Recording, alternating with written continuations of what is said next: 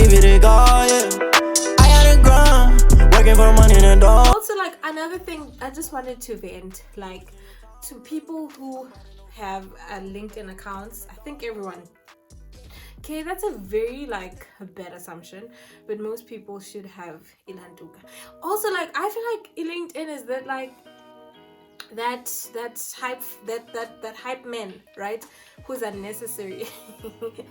Like, you know, you on some like, I know I'm great, but like it's flattering and stuff, but stop. Like, it's unnecessary now.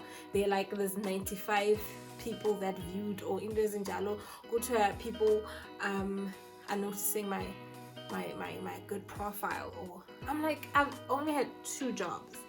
Like, I've worked at like 2 companies. Like, they just like being extra, but I'm like 5 to deleting my LinkedIn account, but because I'm not on LinkedIn like ever, so they send me emails. But anyway, that's besides the point. Okay, so what's good, everybody? Welcome back to yet another. Today's video, I'm going to be reacting or like discussing certain questions that are asked.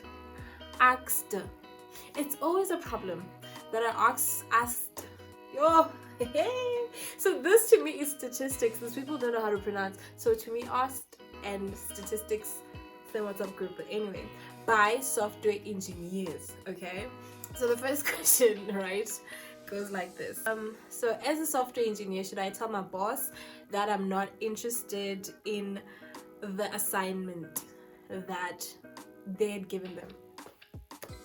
Child, like, I don't care who you are, right? If you were hired, right, you don't get to really choose what type of assignment you get, unless if it's outside of your like scope, like work or KPIs. Don't do it. If it's not part of your job description, then you can gladly like say, wanna look, my darling, like, I really love my job, but I'm not interested. Also, like, it's a bit like, how are you, like, it's not even about a matter of interest. You're here to solve the problems of the company. If you're a software engineer and you know exactly what you're here for, to solve problems, right, whether of the company or of clients and whatnot. So it's honestly not about preference. So anything that affects your area, you need to deal with. Like, it doesn't matter where you are, like whether you're a senior, whether you're a manager. Like, imagine imagine you go to your manager and you tell them like, hey, yo, like, I'm not happy with 1 2 3, and they're like, oh my goodness, like, I'm not interested in this like type of like problems. Like, imagine like they're like, okay, what interests me is you telling me that you're gonna work overtime for free. Like, anything else that has to do with your mental issues and whatnot, like, I don't care for. Imagine they're not interested.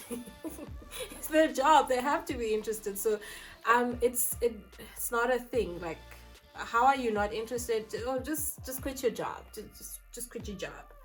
Okay, so next question, like, how do programmers like manage stress daily?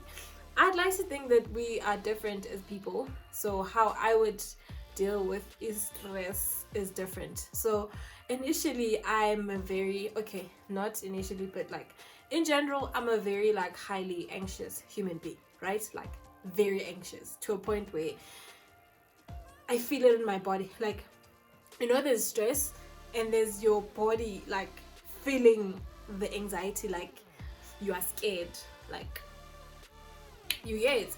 So I think I used to work with such calm people, which helped me also become calm, because if I'm the one who's like zailing and everybody else is calm, so actually it rubs off, you know. So someone said that anxiety and mental issues is just a lack of skill, which I'd like to sort of partially agree with, because I sort of learned to not be anxious, you know, at work.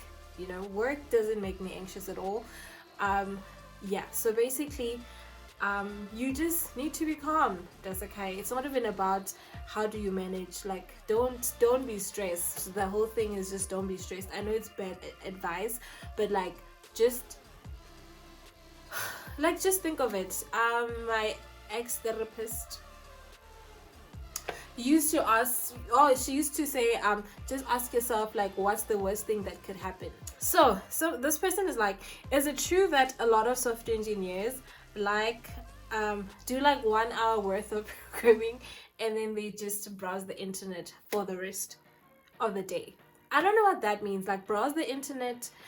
Okay, we'll just say for in this matter, it's a browse the internet like for research purposes, not browsing through 9gag or whatever. Like, is it still a thing? Sana, I feel like I'm a person of the past too. People still go to 9gag, and it's true too. It is true, but like browsing in the sense of, because sometimes there's like it's the days are different, right? There's days where everything is just seamless. You know what you're doing. Like, well, it's just like basic things. And then I think on days where you just be browsing is when you are having issues or you are working with something and you can't figure it out. So obviously it would make sense that you're browsing through the internet their entire day, because you're trying to, it's either whether you're fixing or you're trying to build and you're not getting it right, so you just research, my brother. Now you make it sound like we are on Facebook or something. Come on, take it seriously. Okay, question number 4. I'm thinking, as software developers, what career advice changed your life? Okay, the one career advice, oh my goodness, this was from my informatics 1 lecturer. She was like, boys and girls, do not copy and paste. You will suffer the consequences. I mean, I think that's the greatest. I mean, like, at a workplace, I've never had a mentor. No one has really like gave me advice about, oh, you must do this, except for like never stress, or I just emulate. Is it emulate? No, I just like used to imitate what like people who are good at what they do like they never really like set me down and gave me papers and be like, okay girl, write on a whiteboard, this is how it's done. No, I just like look at what they do and just, you get what I'm saying. But the do not copy, Sana, you will copy code, right? And you can't, and like especially if there's no error and then it just blends in perfectly in your code, and then you're not aware that you needed to change something.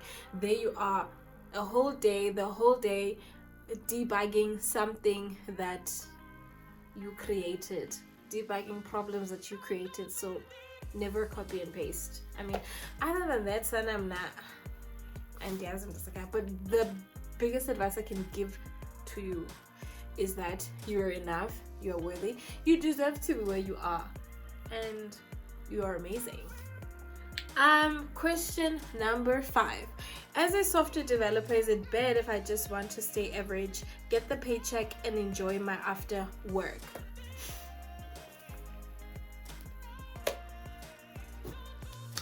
Okay. Me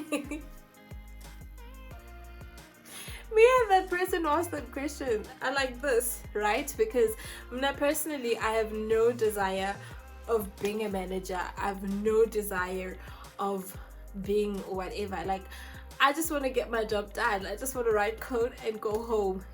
Like, write code, get paid, and go home. Like, that's the type of person that I am, right? I'm I mind the business that pays me. I'm not about, I'm not big on promotions.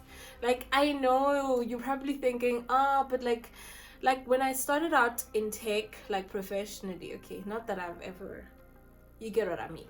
I've never been a person, I don't know, I'm not looking at the camera. Hectic. But anyway, I've been like goal driven. Like I used to be like goal driven. I still am, but like things have changed. A lot of things have changed, right? I used to be this person who had, obviously you're coming from a culture of progress, right?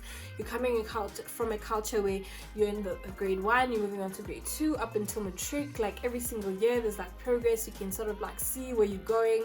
So obviously after graduating, starting my first job, you had to like sort of like grow and progress and whatnot. And that stopped because I sort of found myself in a space where I was just not okay mentally. So my priority is mental health and being well and chill and happy. So yeah, I don't chase positions. That's just not me. Like, if that to you says that, oh, she's not ambitious, okay, that's just fine. I'm not like not crazy about it. But honestly speaking, at this point, if you were to ask where I'm at, I feel like I've hit the ceiling. In my career. Um, the reason why I say that is because Dazakaya, there's a lot to do. There's a lot to do, but like I'm just like really? Okay, but anyway, I've been babbling and rambling. So thank you so much guys for watching, and see you on the next video. Bye.